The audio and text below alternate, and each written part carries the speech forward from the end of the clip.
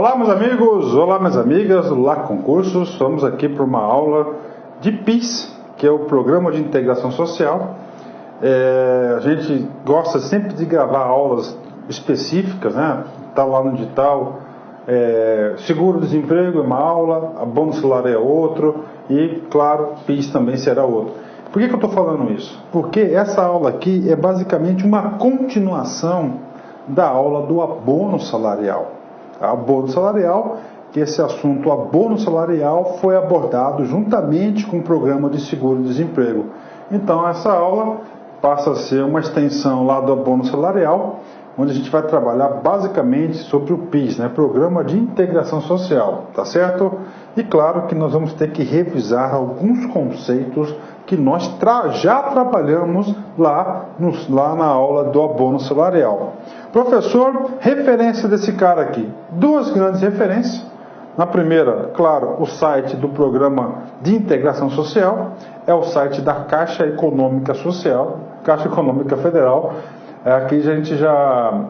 Aqui nesse link aqui, você tem algumas coisas importantes. Por exemplo, olha aqui, ó, abono salarial, perguntas frequentes, calendário de pagamento, não, esses dois itens aqui. Então, quer uma sugestão? Quer ficar competitivo? Quer estudar um pouco mais daquilo que você deve, para você ter aquela segurança? Então, aqui, ó, a dica para vocês, abono salarial e perguntas frequentes. Professor, o que é o PIS? Tem que saber? Tem. PIS, P, Programa e Integração Social. Legal? Professor, cadê esse tal do link? Esse link está aí para a galera aí, né? Aqui está o link, tá? Esse link aqui você vai chegar lá naquela página. A gente sempre faz isso, eu coloco o link porque o link é uma forma de quê? De fazer com que o aluno sempre estude na fonte, tá certo? Isso para mim também tem um outro objetivo também pessoal muito importante. Você sabe por quê? Como a gente ensina os alunos sempre estar estudando na fonte, né? Sempre estar estudando na fonte, ele clica no link, ele olha o material do professor, ele olha o link, as informações, os valores, o texto, aí ele me fala, professor, mudou o texto lá do link, mudou a informação, mudou valores. Então é uma forma também que o professor encontra, claro, de manter o nosso curso sempre super atualizado, né? E falar em atualização aí, eu digo para vocês que eu tenho um esforço muito grande de manter todas as minhas aulas atualizadas. Graças a Deus aí, Deus me deu aí bastante discernimento para gravar muitos assuntos diferentes, né? Legal? Então, primeira informação para vocês, PIS, Programa de Integração Social. Segunda informação, fonte de estudos, site da Caixa Econômica Federal, tá aí o link para vocês. Professor, e questão de legislação? Tem legislação? Tem. Então, aluno aí, quem quiser se aprofundar nesse assunto, o PIS, ele foi criado pela Lei Complementar 07 de 1970, né? O professor nem tinha nascido, né? Então aí, uma outra informação que pode ser útil é essa lei aí. Pode ter certeza, se você ler a lei e o site da Caixa, você não vai errar uma questão aí de PIS-PASEP aí. Vamos lá, PIS, que é o programa, institui o Programa de Integração Social. Tal programa objetivava a integração do empregado do setor privado com o desenvolvimento da empresa. Professor, eu já ouvi falar, professor, no PIS, só que eu sempre vejo falar PIS-PASEP. Professor, PIS,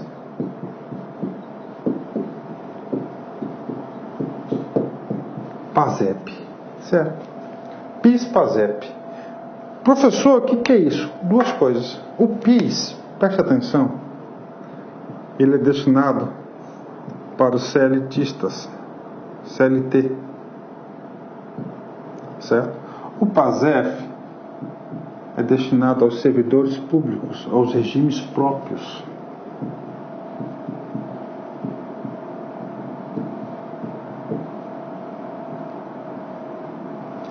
Tem que saber que o PIS foi instituído pela Lei Complementar 07 de 70 e que o PASEP foi pela Lei Complementar 08 de 70.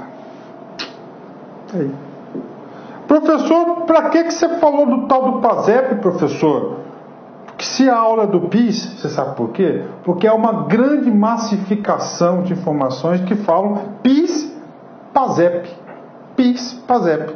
Então, o PIS aqui, tá certo? O PIS, em relação aqui, o PIS é uma coisa, o PASEP é outro, né? É claro que tem aí como é que eu falo para vocês aí?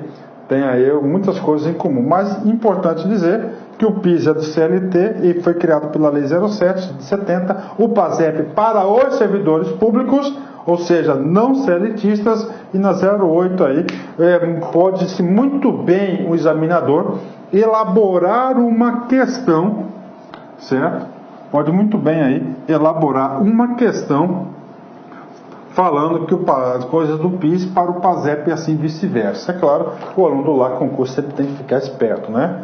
Paralelo a isso, a Lei Complementar 08, que eu falei para vocês, institui o Programa de Formação do Patrimônio do Servidor Público, PASEP, no qual União, Estados, Municípios, Distrito Federal e territórios contribuíam ao fundo destinado aos empregados do setor público, né? Ok, né? As contribuições eram recebidas pelo Fundo de Participação PIS-PASEP, que as distribuía anualmente entre empregados e servidores sob a forma de cotas proporcionais ao salário e ao tempo de serviço. É claro que isso era como antes do que? Antes da Constituição de 88. Porque com a Constituição de 88, ele mudou a forma de saque, né? Com a promulgação da Constituição Federal de 1998, foi criado o abono salarial nos moldes atuais e o saldo de cotas de patrimônios dos programas PIS e PASEP foi preservado com os seguintes critérios para saque. Então nós temos aí, antes era o saque do PIS-PASEP, com a Constituição, o PIS, principalmente que é objeto da nossa aula, a forma de retirada passou a ser o famoso abono salarial. É claro que o PIS-PASEP ainda tem um patrimônio, tá? E esse patrimônio aí, ele segue os seguintes critérios de saque. Primeiro, quando há aposentadoria, o cara tem direito lá a sacar lá a parte dessa sua contribuição.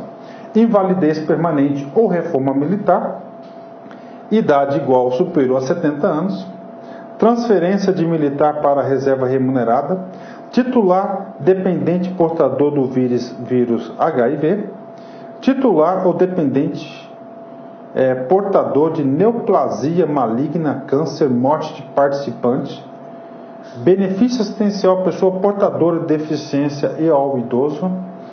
Tá? Então tá aí pra galera aí, são as hipóteses de sacar, fazer o saque lá do PIS, né? Agora, isso aqui são somente para as pessoas, esse tipo de saque aí, somente pessoas antes da Constituição de 88.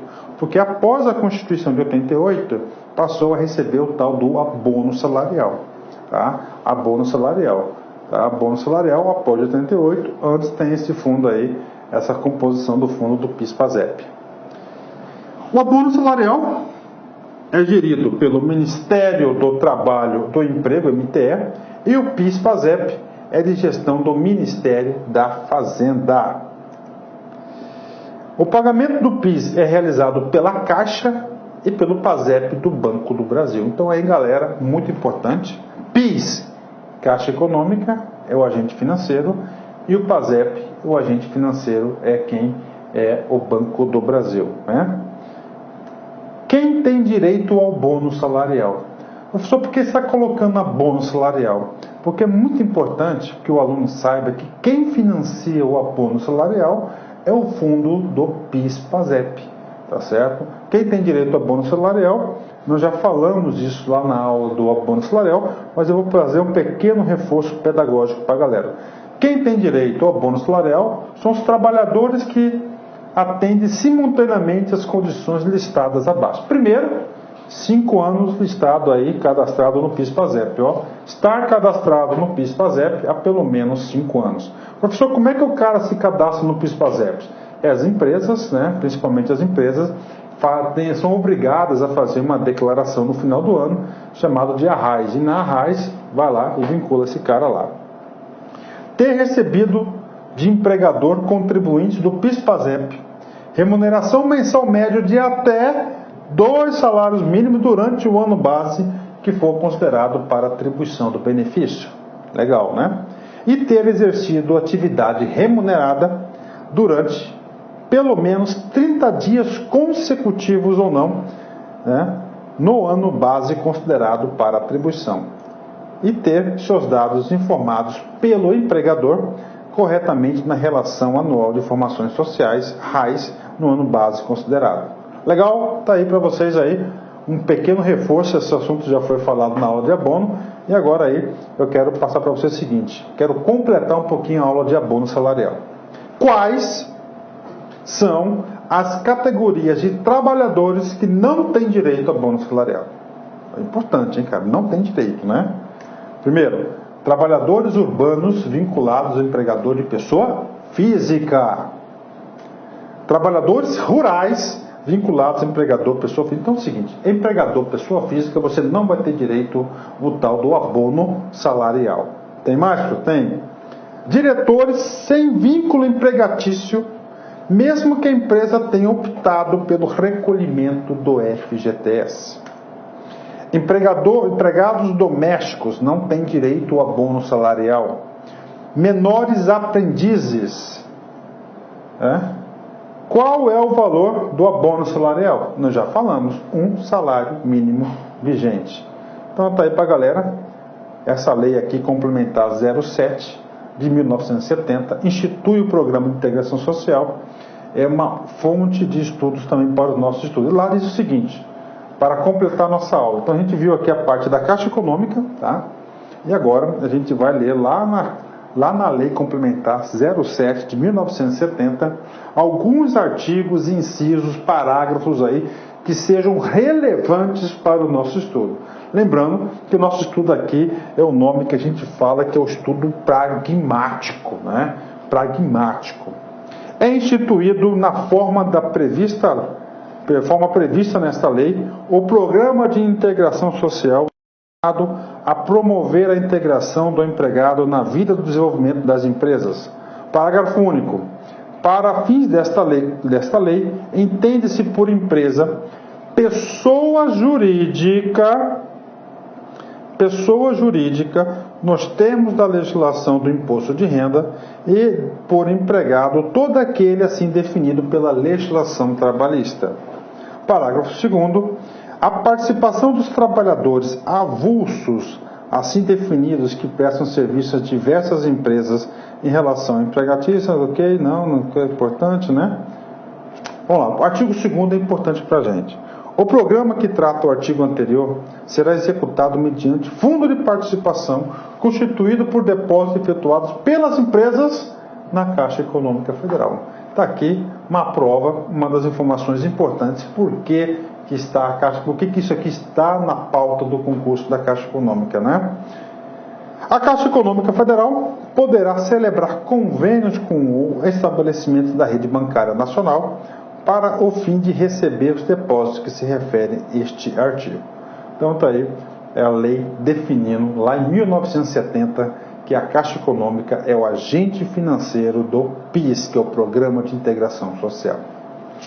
Poxa, terminamos aí mais uma aula pequena, uma aula curta, uma aula que eu falo que é uma aula complementar, tá? Que a gente achou a necessidade de passar, de separar esse conteúdo, porque a nossa responsabilidade aqui é muito grande com os seus estudos, pode ter certeza disso. E nossa aluna lá, Cláudia Oliveira, mandou para o nosso e-mail algumas mensagens, né, lá de Bauru, São Paulo, e vamos para mais uma mensagem linda, né?